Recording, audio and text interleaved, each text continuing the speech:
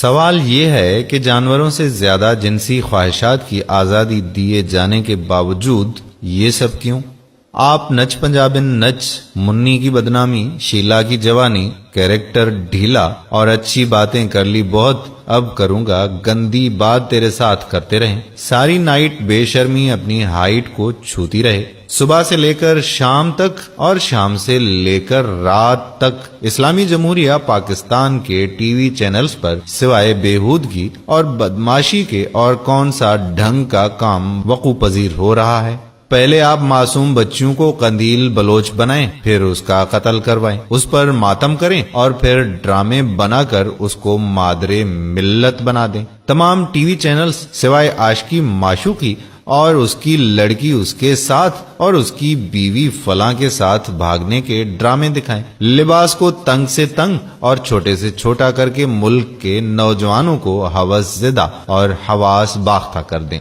اس کے بعد 4 روپے 99 پیسے میں لگے رہو، ساری رات کے اشتہارات چلائیں، ایسے شاندار اور اخلاق یافتہ اشتہارات جس میں فون پر بات کر کے لڑکے کے کان تک پر نشان پڑ جائے اور پھر شادی کو مشکل ترین کر کے گرل فرینڈ کو آسان بنا دیں۔ بے حیا بنانے اور اخلاق باختہ کرنے کے لیے آپ کو میرے ملک کے ہی نوجوان ملے تھے۔ آپ ساحر لودھی، شائستہ واحدی اور وینا ملک سے رمضان ٹرانسمیشن کروائیں، فہد مصطفیٰ سے شرم اور حیا کا جنازہ نکلوائیں، خواتین اور بچوں سے ہر بے شرمی کا کام کروانے والے وقار زکا کو سر پر بٹھائیں، لفظ مولوی کو گالی بنا کر دین اسلام، مذہب اور قرآن کو اپنے میڈیا، شوبز، حتیٰ کہ تعلیمی اداروں تک سے نکال کر باہر پھینک دیں اور پھر انتظار کریں کہ کوئی حسن بصری اور امام بخاری پیدا ہو جائے۔ ہم احمقوں کی جنت میں رہتے ہیں؟ کیا ہم پاگلوں کے دیس کے باسی ہیں؟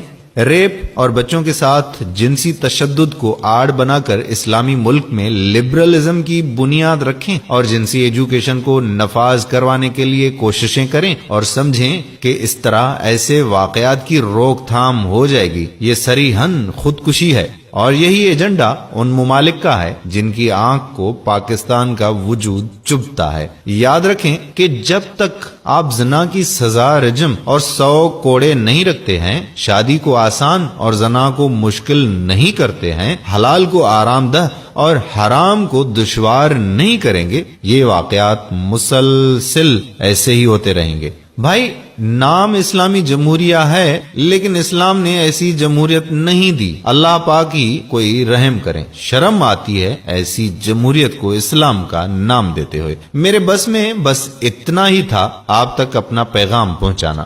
آگے اس بارے میں سمجھنا اور شیئر کرنا آپ کی اپنی ذمہ داری ہے۔ پھر بھی اللہ پاک سے رحم کی امید کرتے ہیں۔ خدایا ہماری میڈیا کو ہدایت نصیب فرما۔ یہ لوگ پیسے کی آڑ میں پاگل ہو چکے ہیں، کتنی زندگیاں یہ پہلے ہی تباہ کر چکے ہیں اور کتنی ہی نئی زندگیاں برباد ہونے کو ترس رہی ہیں۔ اس پیغام سے سمجھیں اور ہماری آواز سے آواز ملائیں۔ اس کو اتنا شیئر کریں کہ وزیر اعظم پاکستان اور چیف جسٹس آف پاکستان تک یہ پیغام پہنچ سکے۔ خدا را اپنے لیے نہیں تو کم از کم اپنے بچوں کے لیے اس بار ضرور سوچیں۔ امید کرتا ہوں کہ ہماری آج کی یہ ویڈیو آپ کو ضرور پسند آئی ہوگی اور اس کو صدقہ جاریہ کے طور پر اپنے دوستوں احباب کے ساتھ ضرور شیئر کریں گے۔ اگر آپ